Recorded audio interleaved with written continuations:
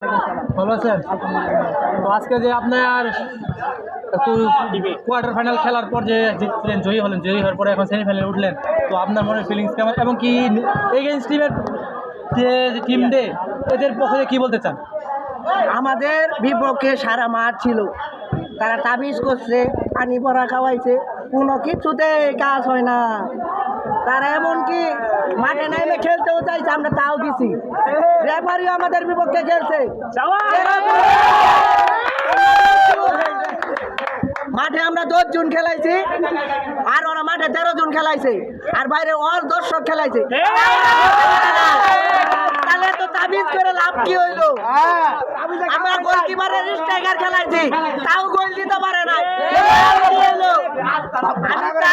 আজকে রাতে বিরিয়ানির আয়োজন করবো, আপনারা আইসেন। তাবিজ করে লাভ নাই, তাবিজ কামাবো না।